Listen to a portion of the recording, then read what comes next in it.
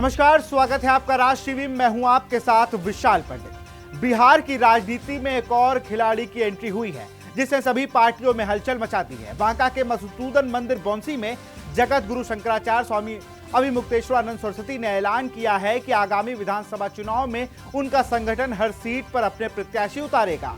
यह केवल चुनावी रणनीति नहीं बल्कि एक सशक्त संदेश है कि गौ माता की रक्षा और हिंदू एकता पर अब चुनावी मुद्दा बन चुके हैं। स्वामी अभिमुक्तेश्वरानंद ने कहा कि जब हमारी सरकार में नहीं थी तब गौ माता की रक्षा की बातें होती थी, लेकिन अब ऐसा लगता है कि बोलना भी उचित नहीं समझा जाता। आज गौ माता काटी जा रही हैं और वही सरकार उन लोगों से चंदा लेती है जो गौ हत्या कर रहे हैं। उनका यह बयान राजनीतिक और धार्मिक गलियारों में तुरंत चर्चा का विषय बन गया।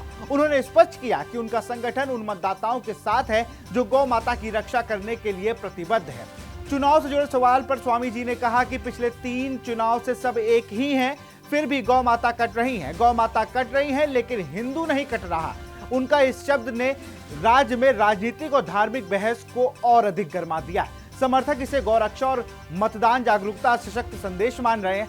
हाल ही में उनका एक बयान नेपाल की राजनीतिक स्थिरता पर भी चर्चा में आया था।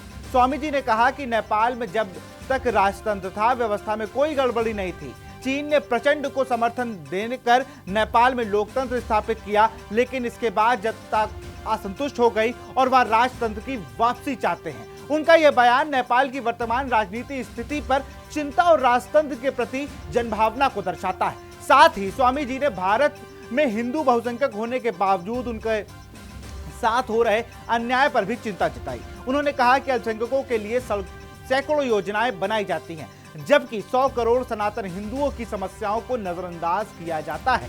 यह उनका संदेश हिंदू बहुसंख्यक समाज के लिए जागरूकता का बुलावा है। बिहार चुनाव में भाग लेना और हर विधानसभा सीट पर अपने निर्दलीय प्रत्याशी उतारने की घोषणा करते हुए उन्होंने कहा कि गौ माता को राष्ट्रमाता का दर्जा मिलना चाहिए और गौ हत्या पर सख्त दंड होना चाहिए। इसके साथ ही उन्होंने धीरेन्द्र कृष्ण शास्त्री की सनातन हिंदू एकता पदयात्रा का समर्थन किया और कथावाचकों पर नियंत्रण के लिए शंकराचार्यों को अधिकार वापस लौटाने की मांग उठाई। स्वामी अभिमुक्तेश्वरानंद का यह कदम राज्य की राजनीति और धार्मिक माहौल को सक्रिय कर चुका है। उनके समर्थकों ने इस केवल चुनाव रणनीति नहीं बल्कि धर्म, संस्कृति और गौरक्षा का सशक्त संदेश माना जा रहा है। उन्होंने साफ कहा कि हर हिंदुओं को अपनी संस्कृति, परंपरा और धर्म के लिए जागरूक होना चाहिए, अपने अधिकारों के लिए खड़ा होना चाहिए। जैसे जैसे चुनाव नजदीक आ रहे हैं, स्वामी जी के बयान राजनीतिक दलों और जनता के बीच बहस का केंद्र बन गए हैं। उनका कहना है कि धर्म और राजनीति अलग नहीं हो सकते और हिंदू बहुसंख्यक होने के बावजूद उनकी आवाज को नजरअंदाज नहीं किया जा सकता। आगामी विधानसभा चुनाव उनका संगठन हर सीट पर अपना प्रत्याशी उतारकर यह संदेश देना चाहता है। गौ माता और हिंदू एकता सर्वोपरि है।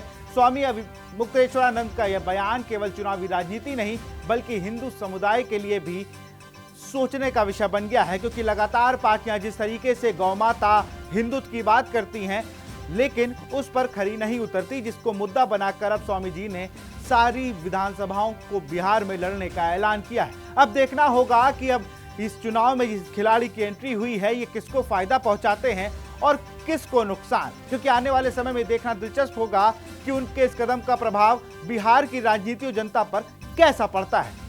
आपकी क्या राय है इस बारे में कमेंट सेक्शन में हमें जरूर बताएं। ऐसी खबरों के लिए देखते रहिए राष्ट्र टीवी।